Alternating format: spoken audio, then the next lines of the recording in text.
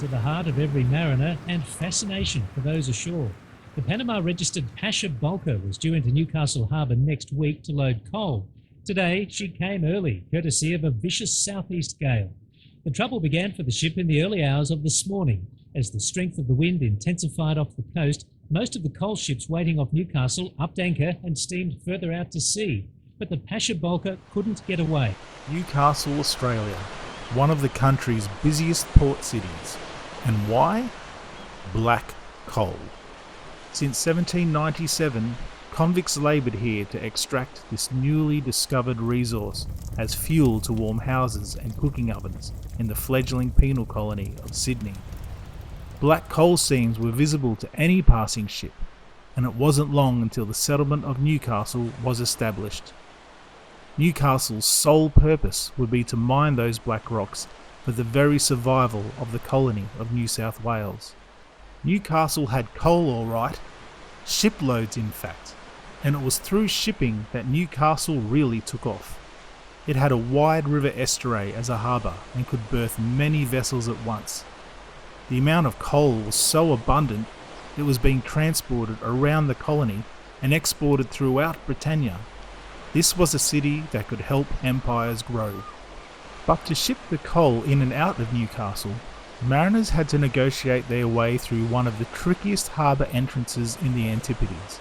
Made tricky and dangerous because of one thing: a tall, isolated rocky island that sits at the most inconvenient spots for sailing ships entering the estuary. The First Nations Awabakal and Wammarai people called it Waibigamba. In 1770, Lieutenant James Cook didn't even give it a name. Later coastal explorers called it the Nob. Settlers of Newcastle called it Coal Island because of the coal strata easily seen cutting through the rock face. Coal Island, a 45-metre tall volcanic pillar, was separated by half a mile of rough ocean waters, reefs and shoals from the headland, aptly named Coal Point. The island's 25-metre girth was enough to cause a wind shadow, which makes things a little difficult if you're trying to steer a wind-powered vessel around her, which is exactly what the early colliers had to do to enter the harbour. Sailing ships entering Newcastle's harbour do so at great peril. If the wind and waves didn't push your boat into the shoals between Coal Island and Coal Point, then you would have had to negotiate the unmerciful wind shadow as you rounded that Nobby Island. You weren't on your toes as a captain, you could easily lose control of your ship and she'll list and drift onto the shoals or become grounded in the small beaches inside the estuary. Many ships became victims of this short but treacherous stretch of water. But they had to do it because of coal. It won't mine or transport itself. Something had to be done. In 1818, the local government decided enough was enough. The strait between Coal Island and Coal Point would be less dangerous if it were bridged together. They decided to make a pier with large rocks to fill in the shoal and hopefully calm the waters on the inner side of the harbour. It took 38 years and many deaths and repairs to make the pier. Finally, getting to Coal Island became a heck of a lot easier. And why is it even called Coal Island? I mean, everybody here calls it the Nob or Nobbies. So, officially changed her name to Nobbies. Okay, good. Moving on. And the Nobbies' wind shadow problem? Well, let's fix that too. And so they did. It was just a simple matter to cut the knob off, reducing its height from 45 metres to 27 metres. And that did the trick. As in, it made it less dangerous than it was before. But still dangerous. Well, we've done it. No more accidents. No more ships going down unnecessarily here in Newcastle. Let us drink rum and be merry. Let's have a rum! Have we got any rum? Huzzah! Huzzah! Huzzah! But wind is wind, and if blowing from the right angle, well, ships can still get blown off course. Of course.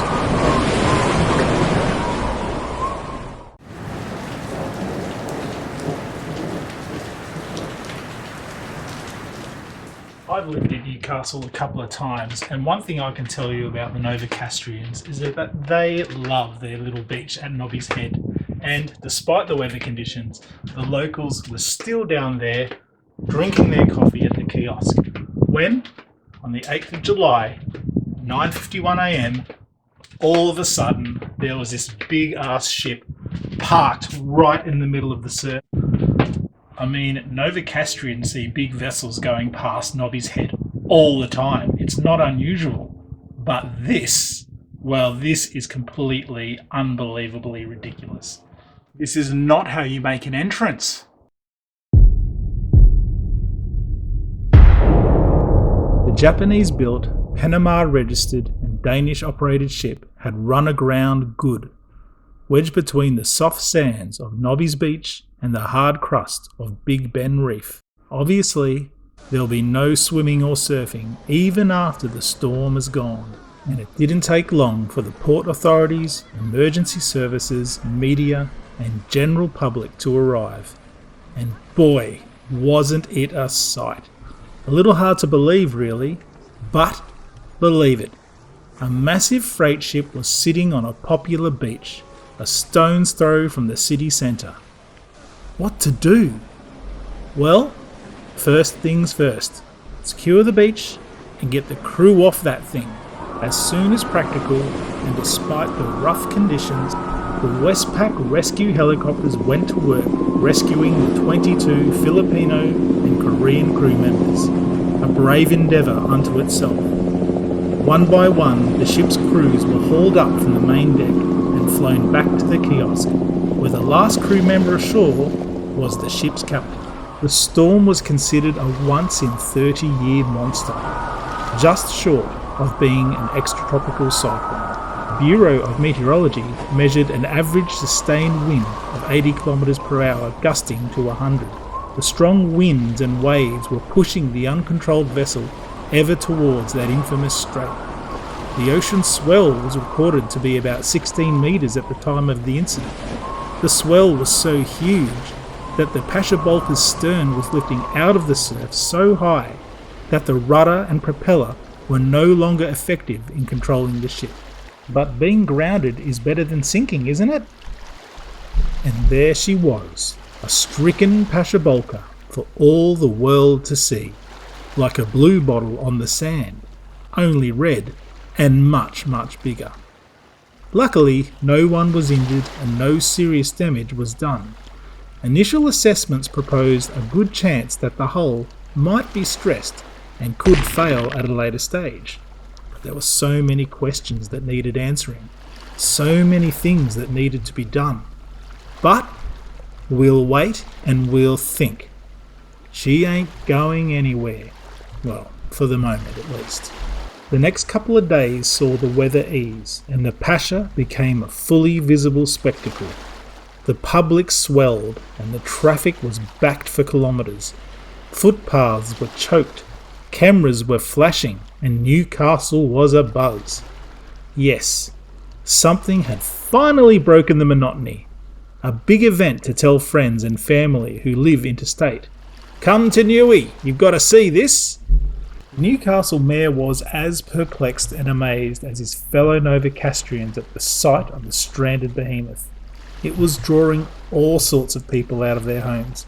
Some who would never go to the beach in winter were there. But he knew that this pop-up tourist attraction couldn't become permanent. I mean, this was turning into a mini economic boom for Newcastle. The kiosk, for one thing, had never been so busy in winter before. And it had competition.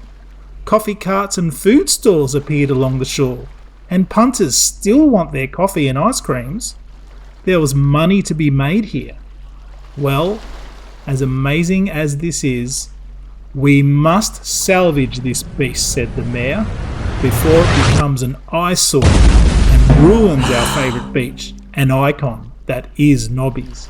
The Pasha Bulker certainly did become a long-lasting headline, a bureaucratic headache for port authorities and maritime safety, an embarrassment for Laritz and Bulker, and a challenge for the salvage team.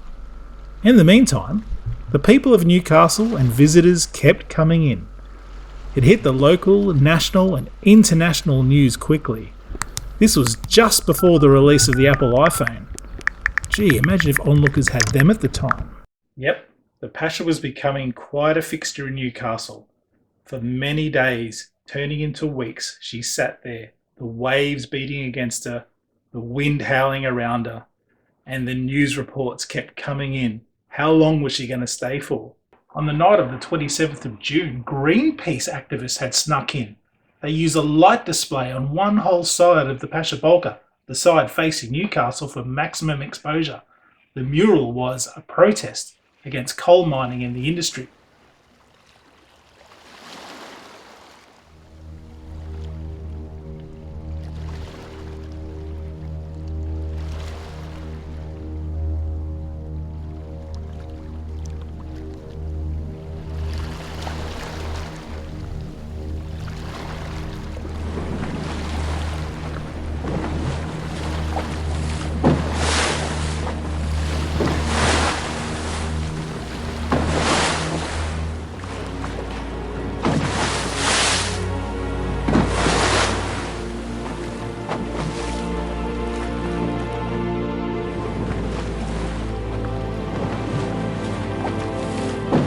At 9:41 p.m. on the 2nd of July 2007, after 25 days, the MV Pasha Bulker was finally set free from Nobby's beach. With the help of a high tide, she was floating and was towed out to safer waters offshore.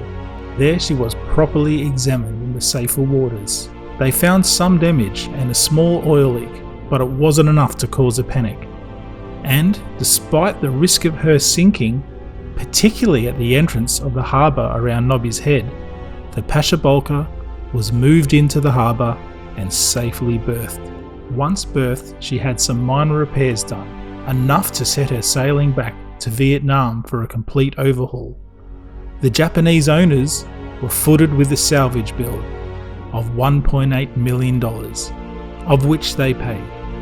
And finally, Nobby's beach could return back to normal.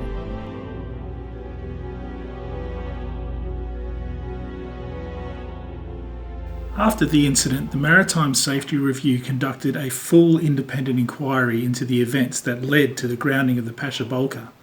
It was discovered that between the management within the ship itself at the time of the incident, we're talking between the first mate, the engineer and the captain, communication wasn't quite getting through. The captain had also left the helm at critical times when he should have been there, instead of leaving it up to the first mate to steer the ship. But by the time the captain did take the helm, it was just too late. The ship had lost control. It was at the mercy of the weather and the tides and the conditions of the ocean. But luckily for the captain, there were no injuries or major environmental damage, and he was exonerated. Was it the end of the Pasha Bulker? Was this the last time she would ever set sail? She was only a year old when the incident occurred. A year after the incident, the MV Pasha Bulker was repaired to a seaworthy state, repainted and recommissioned as the MV Drake. The MV Drake, being a bulk carrier, carried out her duty better than ever. And, as she was a coal vessel, and Newcastle is a coal shipping port, well, it was only a matter of time, and, you wouldn't believe it, in 2017, 10 years after her unforgettable maiden entrance, she sailed back into Newcastle Harbour, incident-free.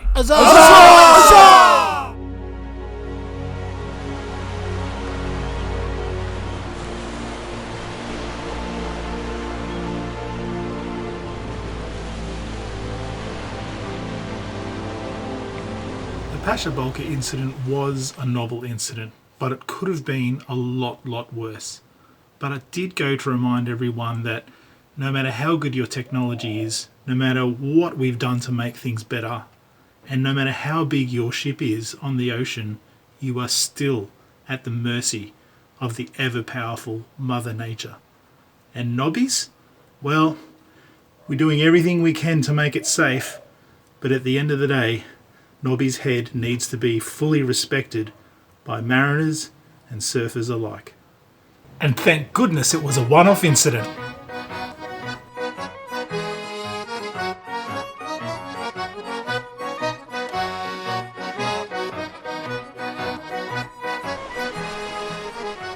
Thanks for watching. I really hope you enjoyed that video, and if you like Australian history, peoples, places, culture, events, I want to do more videos about this, and if there's any topic that you find interesting, then please let me know in the comments. And if you were even at Newcastle during the time of the Pasha Bulker incident, or remember that incident on TV, please leave a comment and let us know, and let's have a talk about those times.